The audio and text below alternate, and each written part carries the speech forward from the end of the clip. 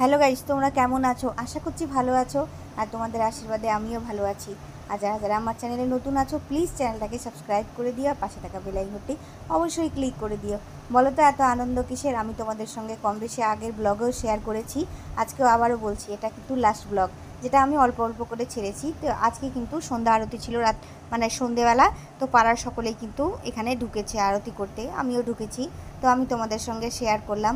খুব আনন্দ হয় কিন্তু সন্ধ্যা আরতিতে, সবাই খুব আনন্দ করে। হরিনাম মানে কীর্তন হচ্ছে, যেটা আমি মানে শেয়ার করতে পারলাম না, যেটাকে মিউট করতে হয়েছে, জানোই তো। তো মিউট করতে হয়েছে, যার জন্যে আমি কিন্তু এভাবে ভয়েস ওভার দিচ্ছি। আর তোমরা আমাকে কিন্তু জানিও তোমাদের কেমন লাগছে। আমাদের ওখানে কিন্তু খুব বড় হরিনাম সংকীর্তন হয়, যেটা বছরে একবার হয়, আর খুবই আনন্দ হয়। আর প্রত্যেকবার আমার তো যাওয়া হয় না, যাই হোক এবছর ছিলাম, তো তোমাদের সঙ্গে শেয়ার করতে পেরেছি। আর আবার দেখা যাবে আবার কবে যাব। দেখেছো কত আনন্দ করছে মানুষগুলো, সত্যি খুব আনন্দ করে, খুব আনন্দ করে সবাই, মানে এক কথায় কোনো কথাই হবে না। আর এখানে রাধাকৃষ্ণর মূর্তিগুলো ছিল আর মাঝখানে, আর সবাই মিলে চারিদিক দিয়ে এভাবে কীর্তন করেছিল, আমরা সবাই ছিলাম। আর আমার মাও ছিল, সবাই যে যার মতো করে, মানে এত আনন্দ করতে মানে পারে মানুষগুলো, এত আনন্দ হয়, এত আনন্দ করে, না গেলে না মনে হয় যে মিস করা হতো। সত্যি না, প্রত্যেকবার সবাই তো যেতে পারে না, বিয়ে হয়ে যায় বা পাড়ার মেয়েগুলো, কিন্তু সবাই মিস করে এই দিনটাকে, যারা আসতে পারে না। আর যারা যেতে পারে তাদের তো আনন্দ হবে, এটা জানা কথা। সবাই তো যেতে পারে না, যেহেতু আমরা পরের বাড়িতে থাকি, বিয়ে হয়ে গেছে, নিজের নিজের সংসারে অনেক কাজকর্ম থাকে, সবাই তো যেতে পারে না সব সময়। যাই হোক, তো আমরা গেছি, আমার ভাগ্য হয়েছে এবার এবছরে যাওয়ার। তো গিয়েছিলাম, খুব আনন্দ করেছি, আর খুবই আনন্দ করেছি।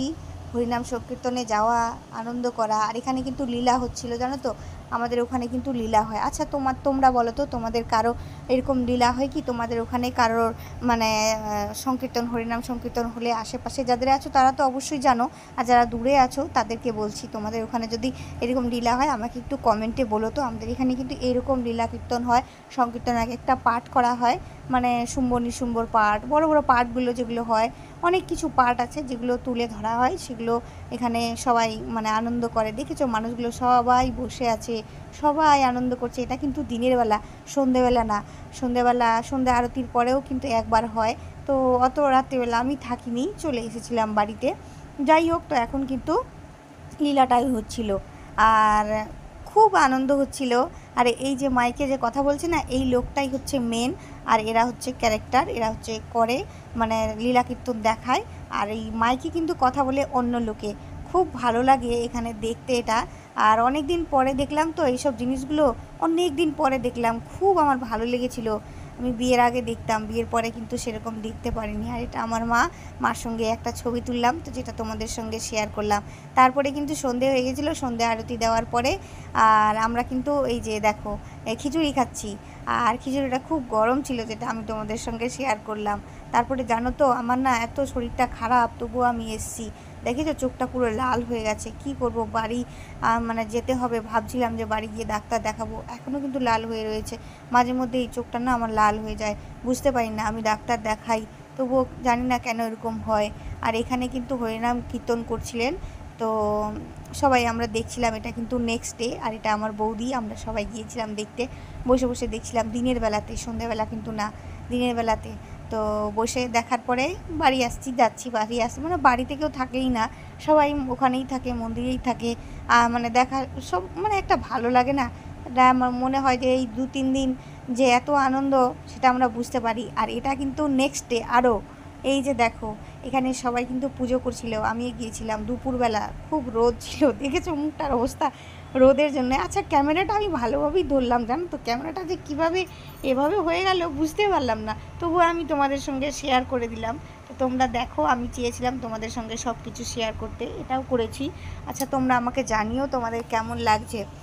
আর এখানে সবাই পুজো করছিল, আমিও করেছিলাম। তো তারপরে হচ্ছে কিন্তু আবার সন্ধে আরতি হচ্ছে, আর আজকে কিন্তু আমি আমার কাকিমার সঙ্গে আছি।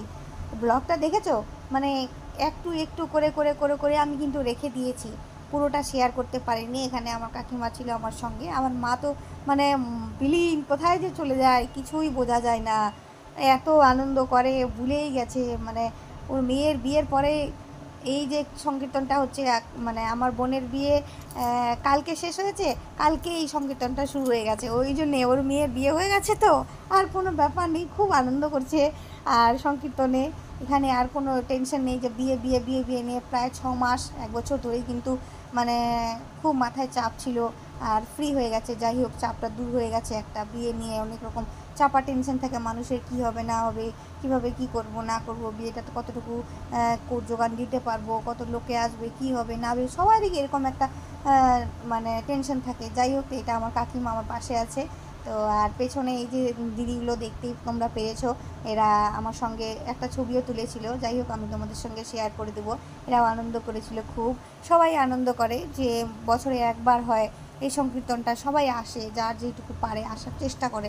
সবাই তো পারে না আসতে, যারা পারে তারা আসে।